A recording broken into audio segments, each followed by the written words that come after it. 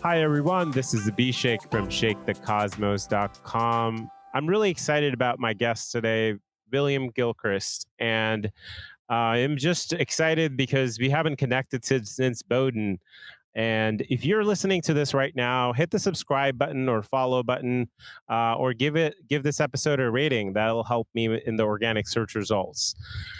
William has been pretty busy. We're actually having an international podcast. He's in Singapore, and he's founder of Consig. And we're going to be talking a lot about sales today, and I'm really excited.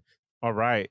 So, what we're going to get right into it. What exactly are Consig's sales mercenaries? Well, Abhishek, I just want to start by saying go you Bears, and amazing to be on this podcast. So Consig Sales Mercenaries, we are a end-to-end sales and service business. Originally, we were founded for the purposes of supporting tech startups, to be able to scale globally. And to improve their sales functions. But we learned really quickly that it wasn't just startups that needed assistance with sales development and kind of sales systems and sales functionality enhancements, but also MNCs and SMEs, as well as governments, needed assistance from a sales perspective. So even though we were started from a technology kind of space, we moved into not only tech, but big tech, cybersecurity, and also things outside of technology as well, like consultancies and et cetera. That's awesome. And then when you say end to end, what does that mean? I think it sounds pretty awesome to have that type of sales as a service. Yeah, so how we're unique is that we do everything from, let's say if you have a business and you just have, let's say, a technology. That's it. You just have the technology. We do everything outside of that from a sales perspective or a revenue generation perspective. So that can be anywhere from doing all the calls, to emails, to flights around the world, to entering to boardrooms, to creating channel partnerships, to developing marketing resources. We are effectively a revenue generation engine, and that's what we mean by end-to-end, is that you don't have to worry about anything. We're covering every piece of it. I love that revenue generation engine of Consig. So, in terms of what are some myths or ideas that you're having to debunk about sales as you've been working in this industry? That's a really good question. Okay, so the first one, which I actually heard yesterday on another podcast, actually, and I hear this often. Everybody believes that they can sell. People say, "Well, everybody can sell to some extent," and my response to that is always, "Okay, just because you go to a pharmacy doesn't make you a doctor. Just because you go to get yourself some cough medicine doesn't make you an actual doctor. The same way, or buying toothpaste doesn't make you a dentist." Often people are selling in life, or they feel like they can sell, or they've sold things before, but are they actually salespeople? Are they actually a saleswoman or a salesman? That's actually a different criteria versus someone who's just in the art form of sales. So often sales tends to get overlooked as an actual profession because often it's considered like, oh, anybody can do that. All we do is walk around with coffee and talk and be charismatic and take people out to fancy dinner and make something happen. But really, there's a highly technical component to sales, and it requires intense training, methodologies, patience, emotional wherewithal, empathy, and sometimes firmness, and knowing where to apply all of those components into seeing what results could come. And often movies are really promoting the myths of sales, being A-type personality people who are extreme extroverts. When you look at The Wolf of Wall Street or Glengarry Glen Ross, and these quote-unquote films of intense salespeople, that's actually not accurate. to what it really means to be in sales. Most of sales is actually listening versus bombarding people and trying to convince anybody to buy something. So often that's the big myth, is that a salesperson is within everybody, and also at the same time that all it takes is just being an extrovert and an A-type personality, which none of those two are accurate. I appreciate that. I mean, in terms of the difference in what people think and what is really sales, um, and like, I guess if someone was interested in sales, or what would be like your suggestion? You mentioned some trainings or methodologies. If someone was just starting out, what kinds of things they should look at? Well, I think the first thing, the best training in the world for sales is to go get a sales role and make a lot of mistakes. I think some of the best things to do for sales training is to go in and have a really bad quarter on your first quarter, but keep trying, right? Go out there and make a lot of phone mistakes, email mistakes, boardroom mistakes, whatever part of the sales process that you're in, make those mistakes and you will learn a lot. Two, I would say after you have already gotten the sales role and you are in it, I would also say start reading books such as Spin Selling or Challenger or look up Sandler and Miller Hyman. I mean, there's a bunch of different, you know, methodologies that are out there. And unfortunately now, methodologies are a dime a dozen. Everybody's bringing out their own sales methodology now. But really not looking at a sales methodology, which is why I say get the job first and work the job, and then look at some sales methodologies, because you should put things into practice and to customize them for your own personality versus trying to follow a certain methodology like a Bible.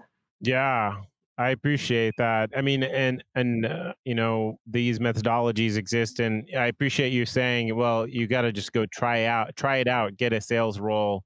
Um, and I mean, just kind of reflecting on our time at Bowdoin a little bit too, like what impact did Bowdoin had in shaping your career?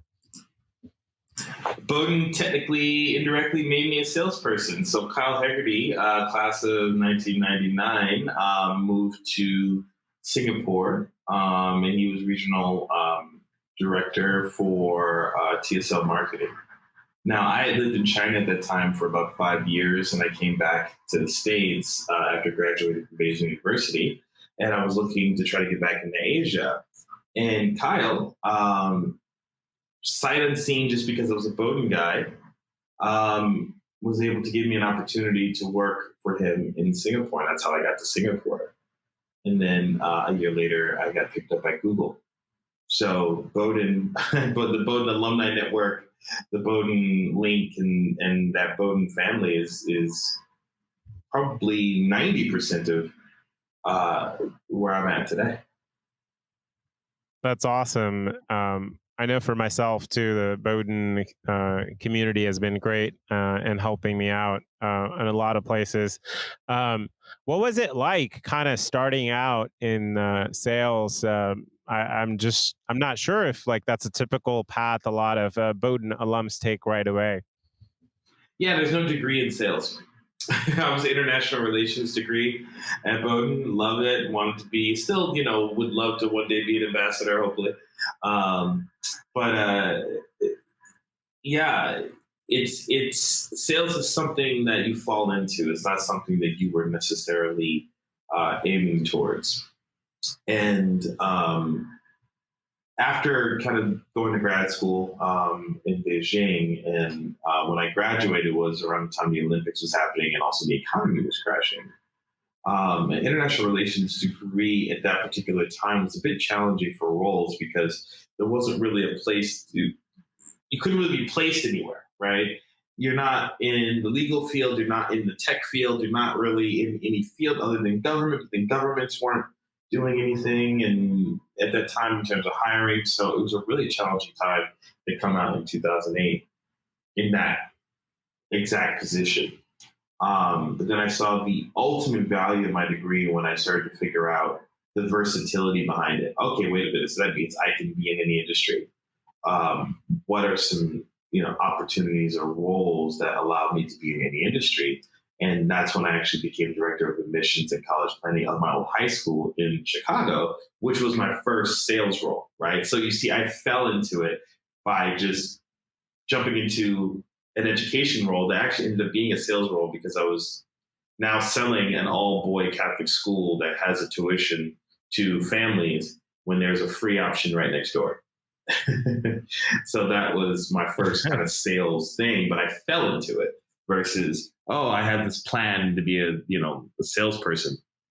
I didn't.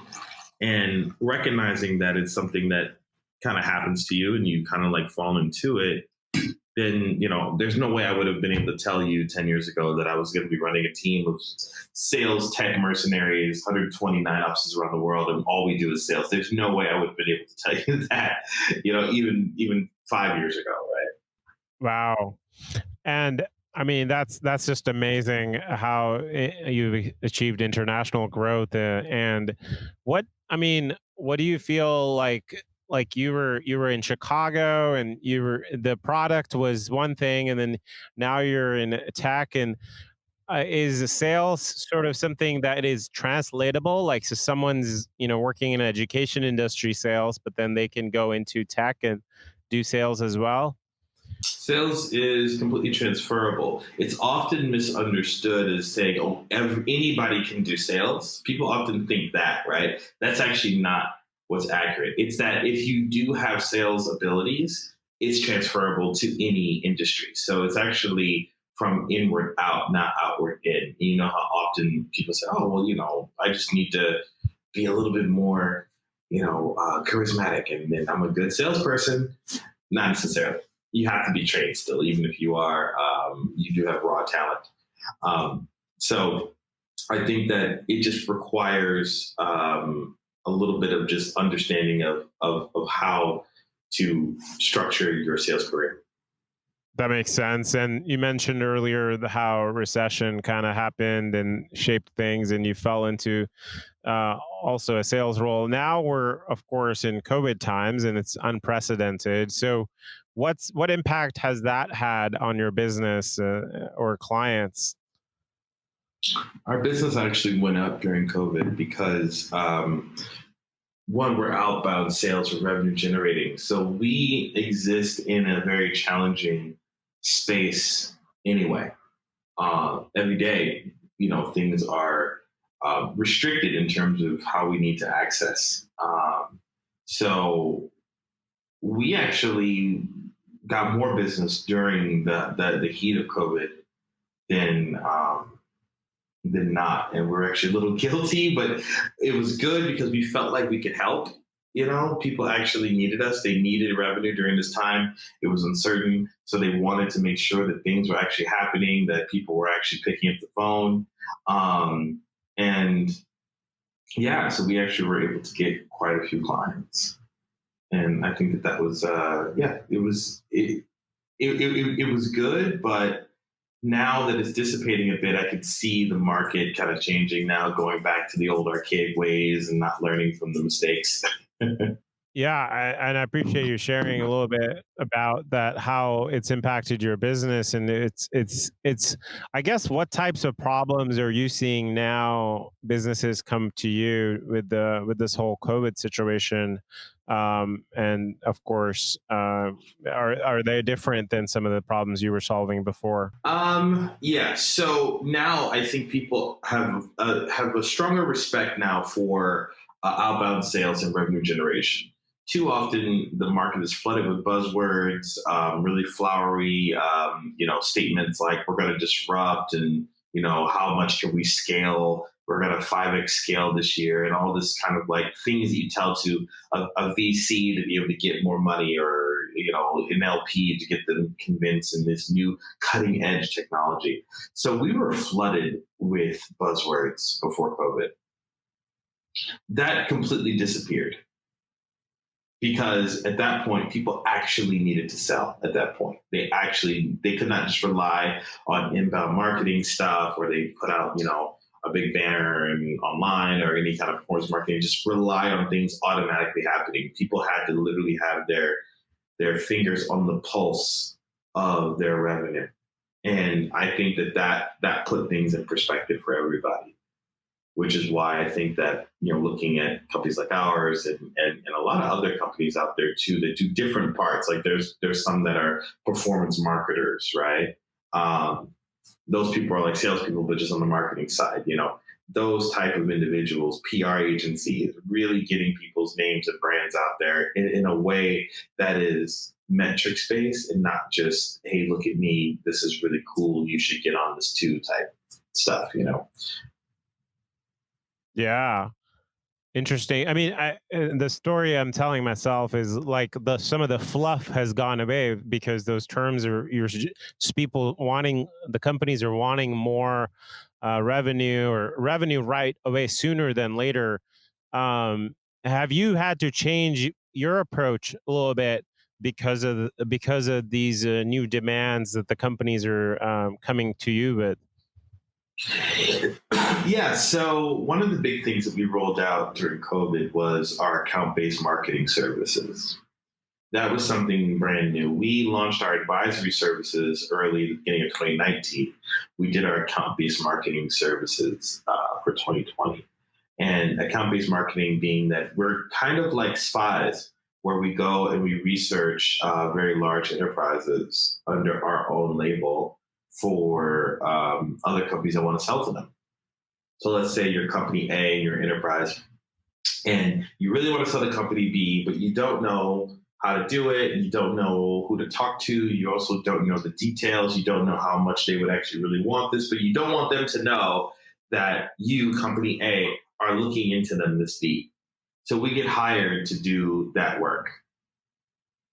And Wow. That's something that it's kind of fun. You're kind of like 007 a little bit, because you're there really studying for months a company and developing reports and intel back to, let's say, company A, to be able to know, okay, this is how you could best sell to them. Here's some of the areas that they're working on. Here's some of the things that's happening. Of course, all public information. We're not like going in there and getting confidential info, but it's all public information. But we're able to do that deep research to really give another company the right leverage to be able to sell to them.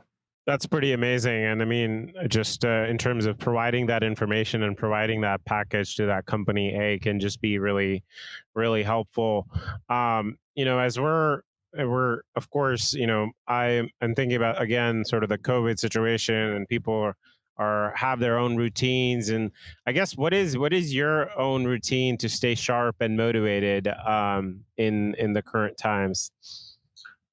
I mean, me and my Kindle are practically married. I love my Kindle. I read books such as growth hacking type stuff, mind hacking type stuff, behavioral change.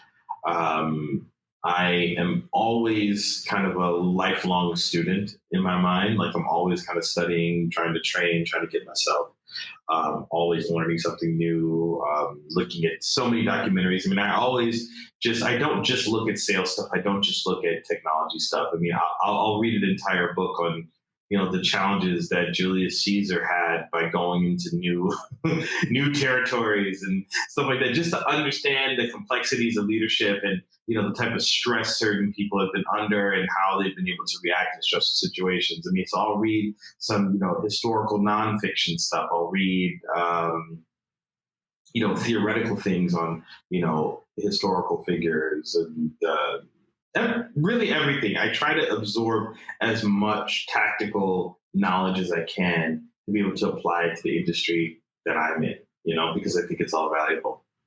I love that. What are you reading? What are you reading? Right.